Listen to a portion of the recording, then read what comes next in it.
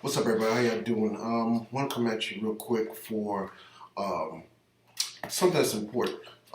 Recently, we've been seeing a lot of articles circulating on Facebook talking about how traditionally the different methods and various methods that African Americans have been kind of, how can I say, tricked out of or hustled out of real estate, which is one of the primary wealth builders in a family. Um, they talked about like the history of redlining. Um, they talk about restricted covenant clauses that are in people's contracts when they purchase or sell homes. Um, the other thing um, is, the failure of banks to give proper loans to qualified borrowers that are African American. But another thing is this. This one kind of started back into, this is more recent. The other ones, when we think about restricted covenant clauses and redlining, those go back to decades ago. Um, One of the new things that kind of started around the market crash in 2007, 2008 was where you have a lot of these major private equity firms and hedge funds. And what they were doing was, being that the economy had took such a dive, and then you also had people that had owned homes, and paying mortgages, but they also had ARMs, adjustable rate mortgages. So, um, depending on the situation and time, the market, whatever it may be, the interest rates can fluctuate. So a lot when that market took that dive, a lot of people's interest rates ballooned to the point where the mortgage was unaffordable, and a lot of people had to end up foreclosing on their homes. There's a lot of home foreclosures. People went underwater financially, and what happened was that freed up a lot of homes on the market, right, that were available. If you had money, you can get homes for dirt cheap prices. If you had a lot of money, you can go on a shopping spree for homes. Um, who had the most money during that time? It wasn't the average American citizen. The average American citizen was getting slaughtered by the economic downturn. People were seeing their 401ks and 403bs take a big dive. Um, so the average American citizen wasn't really in that position to go out and just start purchasing houses and homes like that. If anything, you were just trying to hold what you had. Now, who had that money?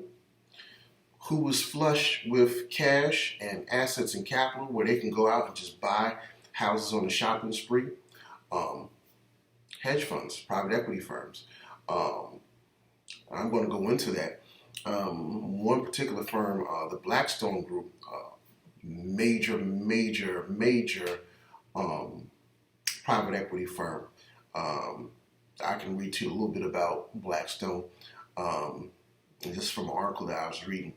Blackstone oversees more than 190 billion in assets for public and corporate pension funds, academic and cultural and charitable organizations. It is the nation's biggest buyer of strip malls, suburban offices, and other commercial real estate, including ownership of Hilton hotels. All right, so they're dealing with mega capital. 190 billion in this article was back in 2014, I believe that I was looking at. But now they weren't the only ones. You have what was called Starwood Capital doing the same thing. You have American Homes for Rent. That was another one. And American Residential Properties. That was another one. And there's a few others, but those are some of the main players. Now, what was the game they're playing? What was their strategy? What they were doing? They would go into a lot of these cities where there was a lot of foreclosures. They go into the different inner cities of Ohio. They go to Memphis. They were going to Philadelphia. They were going into Chicago, Detroit, Tampa, just to name a few. These are the ones that I read up on a document. And what they were doing was they were spending hundreds of millions of dollars to buy up all these homes that have been foreclosed.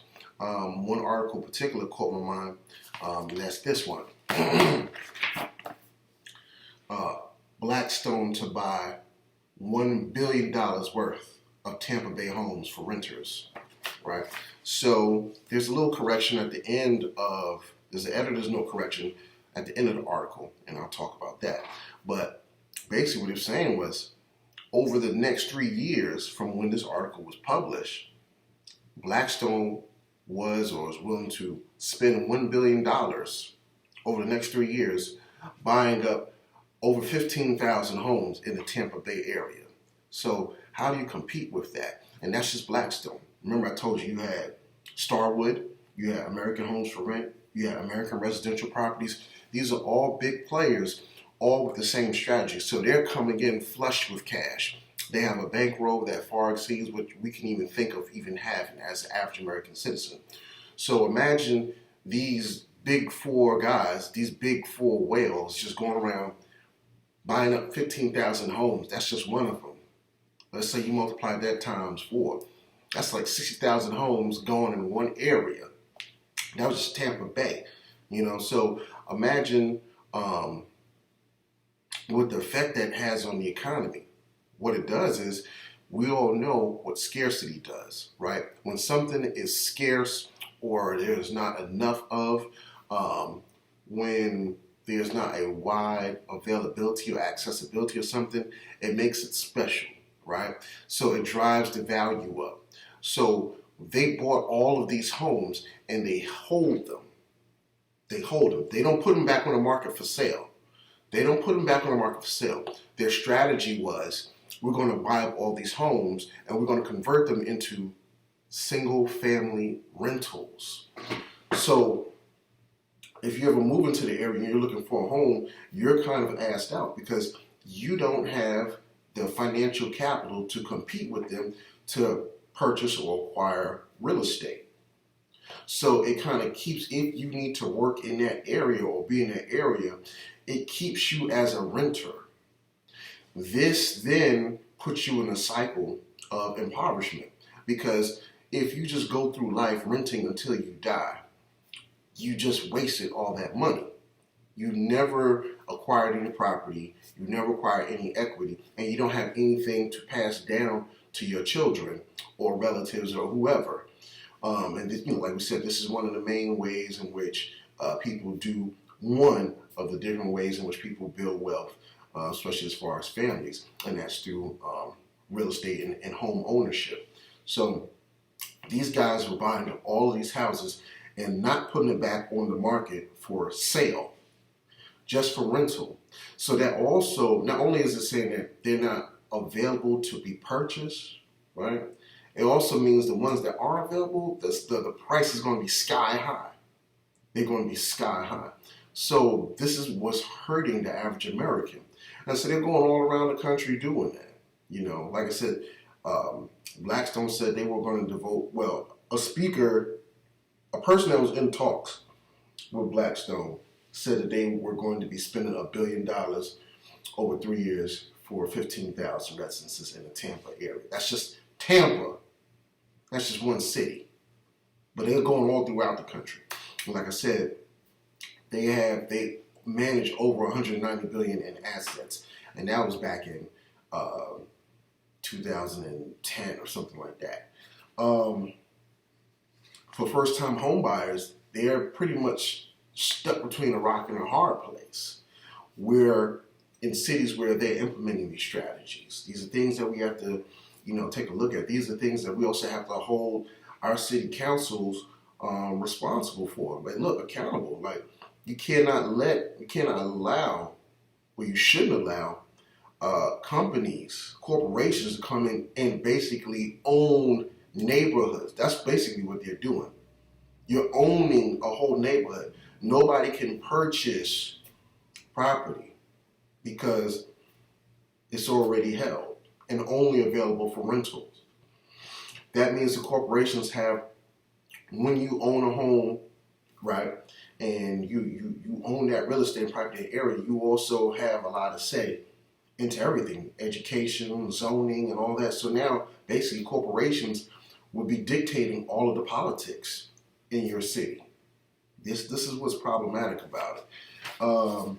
Now, towards the end of the article, um,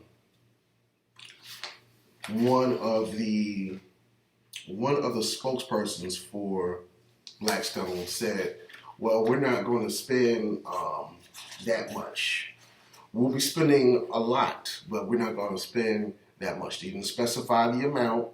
The person that said that it was $1 billion was one of the city managers that brokers deals with Blackstone, and I guess he leaked it out. And so then he said, "Well, I don't want to be sued by Blackstone, so I'm not going to say anything." So that's the powers that be right there. So even if they don't spend $1 billion, it's probably somewhere close. They never updated what that figure was.